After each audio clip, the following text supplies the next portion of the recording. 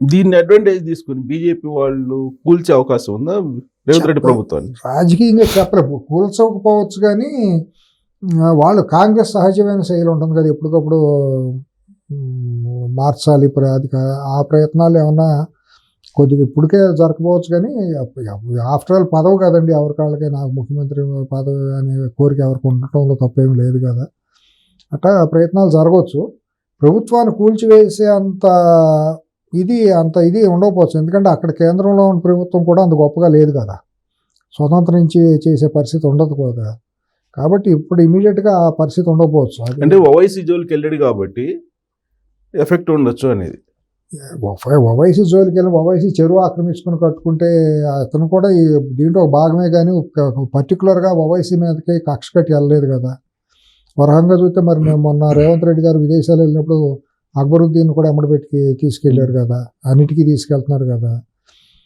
మరి ఇవాళ ఒక రకంగా చూస్తే బీజేపీకి ఎంత ఆత్మీయుడో ఓవైసీ వాళ్ళ కాంగ్రెస్ పార్టీ, తెలంగాణ కాంగ్రెస్ పార్టీ కూడా అంతే ఆత్మీయుడిగా గమనించాల్సి వస్తుంది కదా. కానీ అక్కడ చెరువు ఆక్రమించేసి అంత పెద్ద పెద్ద బిల్డింగులు కట్టడం తప్పే కదా. మతాన్ని అడ్డం పెట్టుకుని రాజకీయ పార్టీని అడ్డం పెట్టుకుని ఆ పనులన్నీ చేసిందో తప్పే కదా. రేపొద్దు మరి రేవంత్ రెడ్డి గారు కూడా సంఘంలో ప్రశ్నించబడతాడు కదా, నువ్వు నాగార్జునతో కూలగొట్టావు, ఇంకోళ్ళతో కూలగొట్టావు, మరి వాళ్ళది ఎందుకు కూలగొట్టవు అన్నప్పుడు మరి తప్పుని చెందే పరిస్థితి వస్తుంది కదా. నిష్పక్షపాతంగా వెళ్ళినప్పుడు అందరూ కొట్టేయాలి. ఇప్పుడు ఎంత పర్సెంటేజ్ ఉందంటారు ముందుకు పోవడానికి హైడ్రా? 50-50 ఛాన్స్ కనపడుతుంది అంతేనంటారా? అంతే. ఎందుకంటే ముందున్నంత దోకుడు ఇప్పుడు కనిపించట్లేదు. ఏదో తూతు మంత్రంగా నలుగురి కొట్టేసి తర్వాత ఆగిపోతే ఏదో ఏనుగు సామెతలాగా అయిపోతుంది.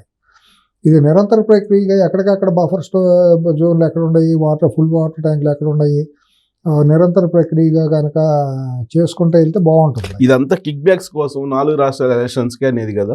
ఎవరు ఇస్తారు కిక్ బ్యాక్లు? ఇప్పుడు పేదాడి గుడిసెలు కొడతాళ్ళు ఎందుకు ఇస్తారండి? పేదోళ్ళు కదా, ఫామ్ హౌస్లు ఇప్పుడు తర్వాత ఇప్పుడు ఇల్లు ఉన్నాయండి, విద్యా సంస్థలు ఇల్లు ఉన్నాయి. నేను మాట వరుస చెబుతాను. ఇప్పుడు రేవంత్ రెడ్డి గారి బ్రదర్ ఉండే కావూరి హిల్స్ దుర్గం చెరువు దగ్గర ఇల్లు ఉన్నాయి. అందరి దగ్గర కలెక్ట్ చేస్తారా? ఎవరన్నా రూపాయి అయితే 100 రూపాయలు కలెక్ట్ చేయరా? ఎవరైనా ఉన్నాం సహజంగా. నేను 10 రూపాయలు ఇచ్చి 1000 రూపాయలు ఇచ్చానండి సిఎస్ రావు గారికి అని చెబుతాను. ఎందుకు ఊరుకుంటాను నేను? ఇట్లా ఎంతమంది దగ్గర డబ్బులు కలెక్ట్ చేయగలడు ఈయన? నిజంగా మాట పార్టీ ఫండ్ అంటే ఇది కాదు కదా, అది తప్పు మాట. పార్టీ ఫండ్ కోసం ఈ చర్యలు తీయాల్సిన అవసరం లేదు. ఆయన చేయాలంటే పార్టీ ఫండ్ రావాలంటే కొన్ని 100 కోట్లు ఎట్టయినా అవుతుంది. హైదరాబాద్ లాంటి మహానగరంలో ఇంతమంది ఇండస్ట్రియలిస్టులు, ఇంతమంది వెల్త్ జనరేషన్ ఉన్నప్పుడు అది ఆయన అంత కఠినమైన చర్య, అటువంటి సున్నితమైన చర్యలకు ఎందుకు పాల్గొంటాడు? ఇవాళ బఫర్ స్టోరేజ్లో కట్టిన ఇళ్ళన్నీ కూడా మధ్యతరగతి వాళ్ళు ఇళ్ళే కదా, సంపన్నులు ఎందుకుంటారు? ఫామ్ హౌస్లు కొట్టేస్తే ఏమవుతుందో, ఫామ్ హౌస్ కొడితే 1000 కోట్లు ఉన్నాడు, ఫామ్ హౌస్ కొట్టేస్తే ఏమన్నా నష్టం వస్తుందా? పోతే 50 కోట్లు 25 కోట్లు ఇల్లే కదా పోయిందని అనుకుంటారు. ఆస్తి అక్కడికి పోదు. ఇంకొక కూడా ఏంటంటే గ్రేటర్ హైదరాబాద్లో కాంగ్రెస్ పార్టీని ఆదరించలేదు, అందుకే కొట్టేస్తున్నారు ఇవన్నీ. ఈ ఒట్టి మాటలండి ఇవన్నీ. కొడితే ఇంకా దూరం అవుతారు. అసలు అట్ట కాదు. ఇప్పుడు నేను తప్పు చేసి నన్ను ఎవడో మాట్లాడటానికి వీలు లేదని అంటే అట్ట కుదురుతుంది. చేయాల్సిన ద్రోహాలని దుర్మార్గాలని చేసి ఇక్కడ నగరం నుండే చదువుకున్నాళ్లే కదండి. చదువుకున్నాడే బఫర్ జోన్లోనూ ఫుల్ ట్యాంక్లో ఇల్లు కట్టయితే అపార్ట్మెంట్ బ్యాంకులు లోన్లు ఎట్ట ఎత్తాయండి? గుడ్డిగా బ్యాంకులు ఇవ్వటం తప్పేగా. బ్యాంకులు లోన్లు ఇచ్చినాయి, బ్యాంకు లోన్లు ఇచ్చారు కాబట్టి నేను కొనుక్కున్నాను, నాదేం తప్పు అని కొనుక్కున్న ఎండ్ యూజర్ అంటాడు. కానీ అక్కడేం చెరువులు ఆక్రమించేసుకుంటారు. ఆ చెరువులు ఆక్రమించారు, నాలాలు ఆక్రమించారు. వర్షం వస్తేనో బయటికి రోడ్డు మీదకి వచ్చే పరిస్థితి కనపట్టల్లా. పక్కేమో రోజు దోమలు అనేది విపరీతంగా పెరిగిపోయినాయి. మురుగును ఇదంతా కూడా ఎప్పటికప్పుడు వర్షం వచ్చినప్పుడు ఈ చెత్త చెదారం డ్రైన్స్ సరిగ్గా లేకపోవటం మూలాన, చెరువులు కూడా పూడిపోవటం మూలాన చెత్త చెదారం దాంట్లో పడిపోయి చిన్నపాటి కుంటలో పడిపోయి అక్కడ దోమలు విపరీతంగా విజృంభించేస్తున్నాయి. శానిటేషన్ దెబ్బతింటుంది. మరి ఏంటి చేయకపోతేనేమో ప్రభుత్వం వచ్చింది ఏం చేసింది సింగనాథం అని అంటారు. చేస్తుంటేనేమో మౌలికమైన చర్యలు పూనుకుంటేనేమో అడ్డుపడతారు. ఇది ఎట్లా చేస్తారు ప్రభుత్వాలు మాత్రం? ఇప్పుడు అల్టిమేట్గా ఏంటంటే గండిపేటకి పెట్టారు. ఇప్పుడు రేవంత్ రెడ్డి ఏం చేసినా కానీ దాన్ని ఏదో ఒక రకంగా చంద్రబాబు నాయుడు లింకప్ చేస్తున్నారు. ఇప్పుడు గండిపేటలో ఎన్టీఆర్ మోడల్ స్కూల్ ఉంది, మరి దాని సంగతి ఏంది అని అడుగుతున్నారు అందరూ. ఉంటే బఫర్ స్టోరీ దానికి అతీతులేం కాదు కదా, ఇవాళ కాదు 30 ఏళ్ళ నుంచి కదా గండిపేట తెలుగు విజయం కట్టినప్పటి నుంచి ఉంది. అది రామారావు గారి కదా త్రిపులోని జీవో పెట్టింది. FTLలో ఉంటే కొట్టేయాల్సిందే, దాని మొహమాటం ఏముంది? అది ఎన్టీఆర్ ట్రస్ట్ అయినా లేకపోతే ఇంకోటి అయినా తెలుగు విజయం అయినా ఇంకోటి ఎవరిదైనా సరే ఆడ ఎంపీ జితేందర్ రెడ్డి గారిది కూడా దరిదాపుగా పక్కనే అవును. ఉంటాయి. చాలామంది ఉండే చిలుకూరు వెళ్తే మొత్తం ఈ చివరి నుంచి ఆ చివరి దాకా వెళ్తే ఇప్పుడు అక్కడ కొన్ని రిసార్ట్స్లో ఉన్నాయి. ఆ రిసార్ట్స్లో కొంతమంది ఐఏఎస్లు ఐపీఎస్లు మాజీ జడ్జిలు కూడా అక్కడ ఇల్లు కట్టుకుని ఉంటున్నారు.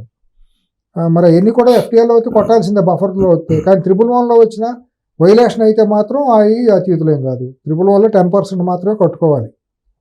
ఉన్న ఏరియాలో 10% మాత్రమే ఇల్లు కన్స్ట్రక్షన్ చేసుకోవాలి.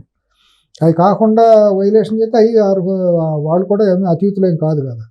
సో పొలిటికల్గా రేవంత్ రెడ్డికి ఇది డిజాస్టర్ స్టెప్ అవుతుందా, లేదంటే ఇది ఫెచ్చింగ్ అవుతుందా రాబోయే రోజుల్లో?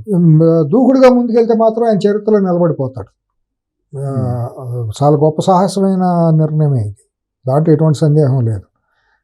భారతదేశంలోనే ఒక గొప్ప చారిత్రకమైన స్టెప్ అవుతుంది.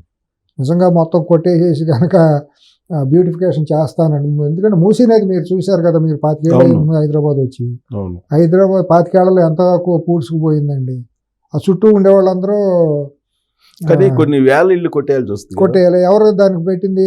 చోటా మోటా కార్పొరేటర్ స్థాయిలో వాళ్ళు, ఈ నాయకులందరూ మీరు వేసుకోండి, మాకు 25 ఏళ్ళు 50 ఏళ్ళు ఉండని చెప్పి చేసినాం. వాళ్ళందరూ ఏదో ఇల్లు వేసుకుంటే వస్తుంది కదా అని చెప్పి వాళ్ళు స్వార్థానికి పేదాడందరూ వెళ్ళిపోయి ఆక్రమించేసుకుంటాం.